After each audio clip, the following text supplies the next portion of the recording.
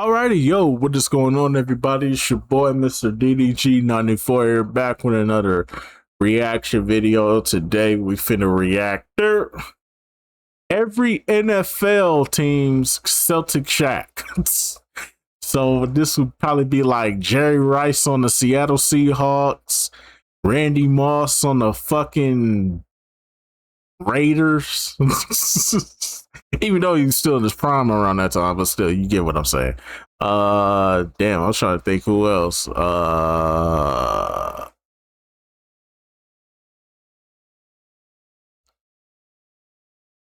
can't really think of that many. Oh, Adrian Peterson in a Seahawks uniform was crazy. But anyways, though, without further ado, let's get right into it. So a meme that's more so in the NBA realm is Celtic Shaq. Basically, you look at that photo of Celtic Shaq and you could just think of one word. Matter of fact, hold on real quick.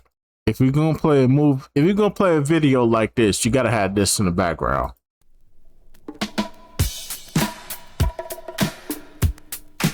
You gotta have this in the background. There's no way you can't. You gotta have this in the background, bruh.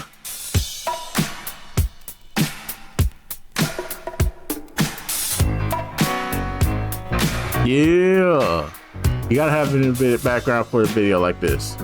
Washed. So today I wanted to talk about every NFL team's Celtic Shaq of the 21st century. So yeah, post 2000. And some of these are just wild to look at too, because I kind of even forgot they were on these teams. So yeah, you know that they were washed the moment they put these jerseys on. And we'll go division by division as well with timestamps in the description. So we'll start off with the Los Angeles Rams, but at the time they were the St. Louis Rams. This was in 2015, Wes Welker. To be honest with you, I kind of forgot that Wes Welker was on the Rams after he spent 2 years in Denver, post his 6-year career in New England, where he had the best moments of his career. For St. Louis, he appeared in 8 games. He had 13 catches for 102 yards and didn't record a single touchdown.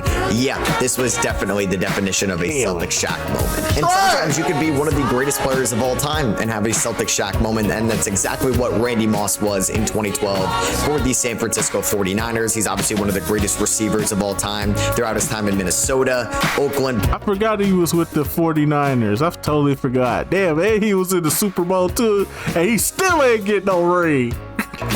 He could have got that Tracy McGrady ring, but nah, he could have got that Tracy McGrady ring, that Matt Barnes ring, that David West ring, that JaVale McGee ring, that Nick Young ring. He could have got one, but nah.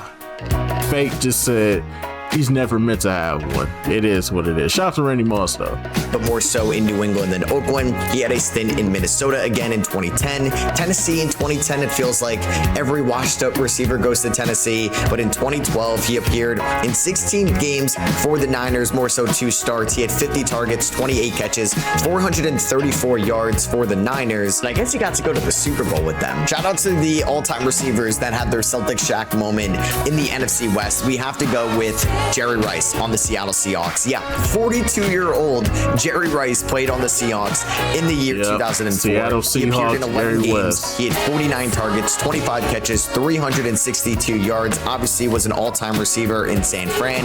Even actually was amazing in Oakland in 2001 through 2003 for somebody that was basically 40 years old, but he did end his career in Seattle, I will say. So yeah, this was definitely his Celtic Shaq moment. For the Arizona Cardinals, I was actually going to talk about Emmitt Smith. If his career ended in 2003, it definitely would have been him, but he actually was pretty solid for them in 2004, where he had 937 yards. So I'm going to end up talking about Terrell Suggs, who did appear in 13 games for the Cardinals in 2019 as a 37-year-old and one of the best sack artists of all time. Did post 5.5 sacks. I don't remember this. I don't remember him being a Cardinal.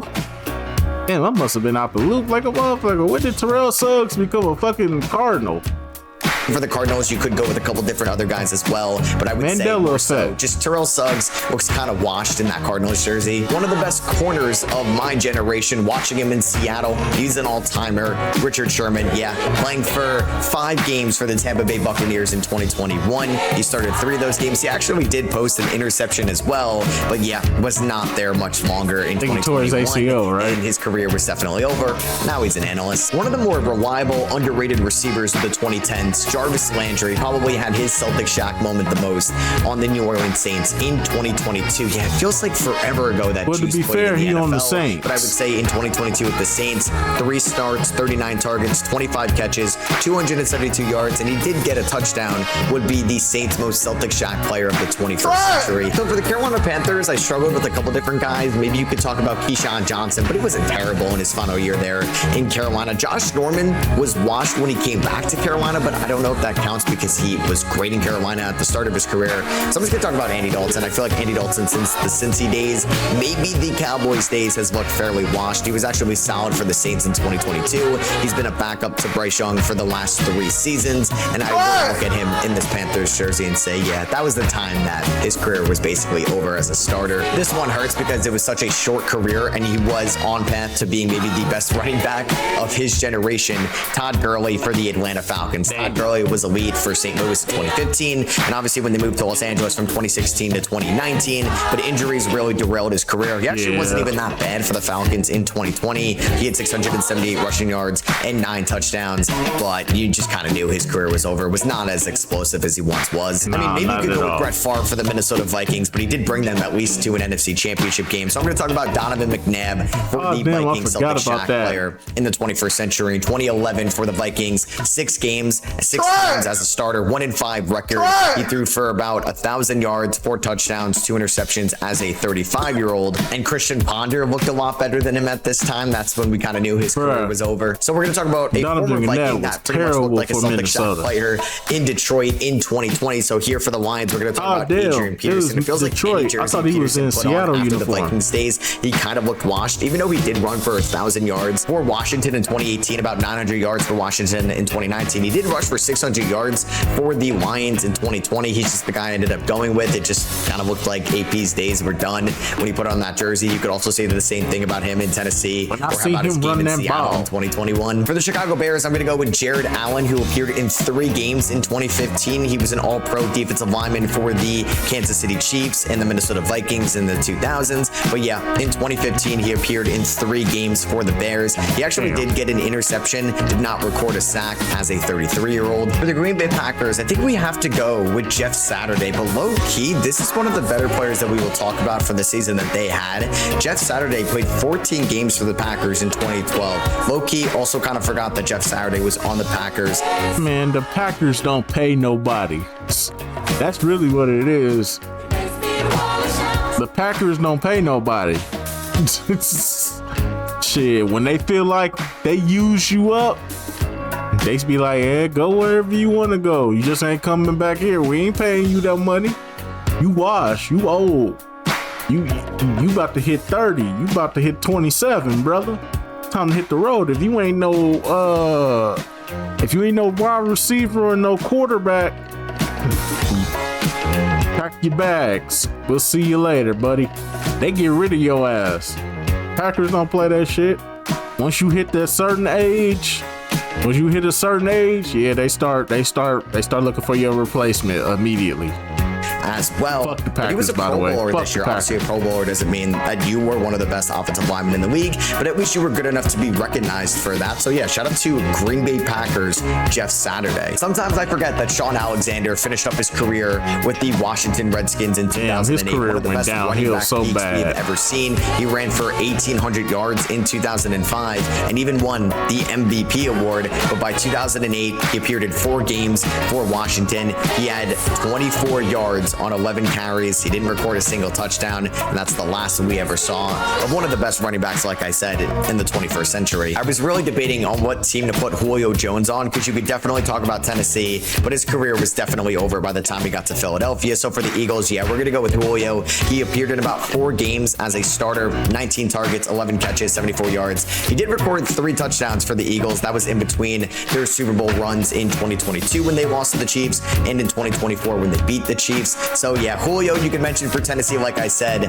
but his Celtic Shaq moment, or at least the most Celtic Shaq Eagle this century, Julio Jones. So before we get back into the video, I want to give a word from today's sponsor, Prize Picks, and you can use my code HMA when you play $5 with that code or the link in this video. One of the more recent players we're going to talk about here will be for the New York Giants, Russell Wilson. I don't think Russell Wilson is going to be back as a starter in the NFL.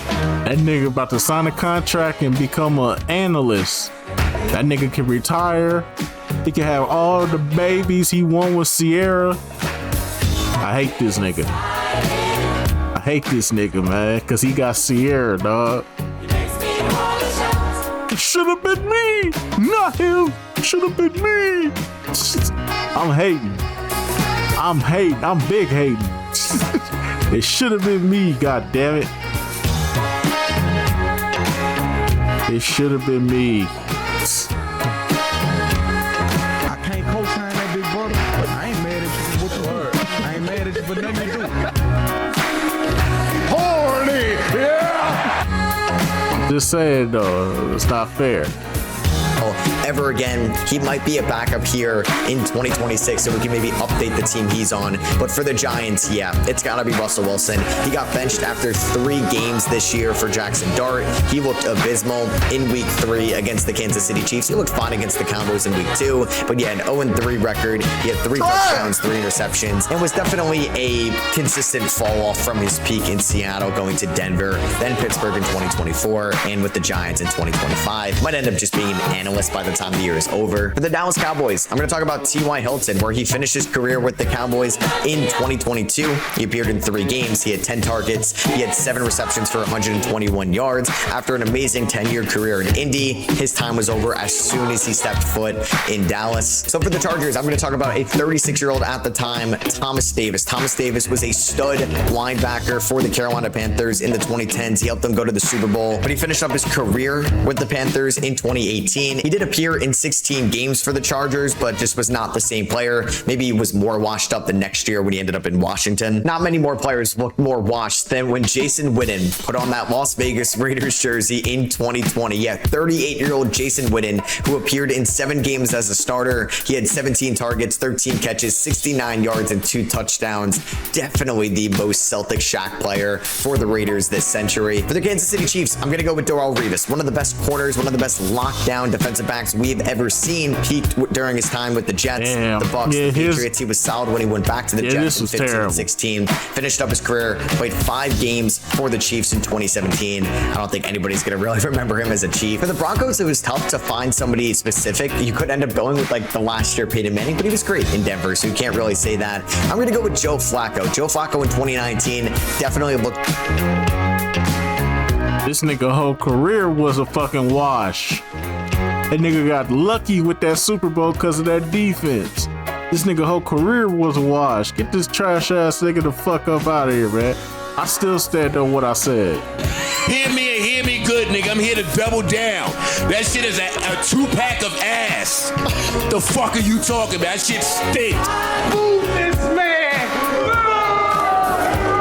I do think that Joe Flacco has had much better days since that. Definitely his time in 2023 with the Browns. He was solid with the Colts the year later in 2025. He did at least a couple things with the Browns and the Bengals, but in 2019, he was awful for the Denver Broncos, and I thought his career was over then, so it's cool that he's turned it around. So like I mentioned earlier, anybody that's a receiver that ends up in Tennessee, their career is over. Like I said, it could have been for Julio Jones. It could have been for DeAndre Hopkins, Robert Woods. I'm going to give them the nominee of Andre Johnson, who actually spent a year in Indy in 2015. It wasn't all that bad, but by 2016 came around, he was way too slow as a 35-year-old. 22 targets, 9 catches, 85 yards, and 2 touchdowns in about 4 games as a starter. Yeah, Andre Johnson went out sad, bro. He should just stay at the Houston Texans. That they have had post like 33 years old this century. Sometimes I forget that Torrey Holt finished his career with the Jacksonville Jaguars, and that's who I'm going to go with here. In 2009, Holt did post 722 yards, 51 catches on 103 targets, but he was 33 years old, and that was his final year in the NFL. The Colts, I feel like any one of these quarterbacks that they tried to take a chance on, Carson Wentz, Philip Rivers this year, 100%. I'm going to go with Matt Ryan. I did not think it was going to work when they took a chance on Matt Ryan in 2022, and boy, didn't it work. 47-1 record in 12 starts. He ended up finishing with about 3,000 yards, 14 touchdowns, and 13 interceptions. His career was over. His arm was shot. Then he became an analyst shortly after that. That was the final year for Matty Ice in the NFL. For the Houston Texans, I'm going to go with Ed Reed. He appeared in 7 games with the Texans in 2013. He didn't get a single interception. He didn't get a single sack, a single pass breakup. He was a lot better for the Jets in 2013 than he was with Houston. I mean, you might end up going with Aaron Rodgers. He was fine for the Steelers last year, brought them to the playoffs. So I'm going to go with Michael Vick. Michael Vick finished his career with... You can't be disrespecting the GOAT like that, man. Come on, dog. I don't get it twisted though. Yeah, Mike Vick wasn't super bad, but yeah, it was time, bro. It was time to wrap it up after that season, bro. It was time to wrap it up, bro. The Steelers in 2015. He appeared in 5 games, 3 games as a full-time starter, 2-1 record, 371 yards, 2 touchdowns, 1 interception. His career was over definitely in the Steelers jersey. I can't believe how short his career was, but obviously injuries derailed it. But for the Cleveland Browns, I'm going to go with Robert Griffin III. He was... Man, his whole career just sad, bro. Washington need they ass whooped for how they did him. But still, though, this nigga a sellout, though. This nigga a tap dancing sellout. I gotta call it for what it is.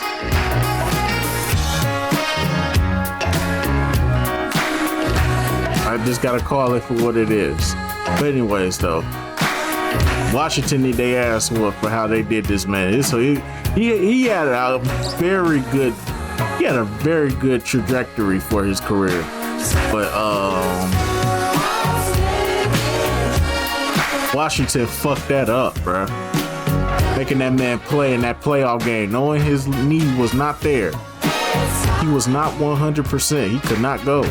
Washed in 2016 already, which is crazy because that was his basically 5th year in the NFL. He had a 1-4 record, 2 touchdowns, 3 interceptions. He had a cup of coffee with the Ravens as a backup, but his last chance as a starter, his Celtic Shaq moment for the Browns in 2016. This hurt me when he left my Steelers, but for the Cincinnati Bengals, we're going to go with James Harrison. He left the Steelers in 2012 and immediately looked washed with Cincinnati in 2013. It just feels so weird to still see him in that jersey. You could also bring him up with the Patriots in 2017. Maybe the most Celtic Shaq player here, Dez Bryant with the Baltimore Ravens. He appeared in 6 games with them in 2020. He basically tore his Achilles around this time as well. You just knew that his body was breaking down. But yeah, 47 yards with the Ravens in 2020. Sometimes I forget he was on the Ravens, and it wasn't even that long ago. So I didn't go with Aaron Rodgers with the Steelers because I'm going to talk about Aaron Rodgers with the Jets. You could also talk about Brett Favre with the Jets as well. But Aaron Rodgers appeared 2 years with the Jets. He tore his Achilles on the opening drive of his first year with the Jets as a 40-year-old in 2023. 5-12 record with the Jets. Did not look good in 2024. You are the definition of washed up if you could not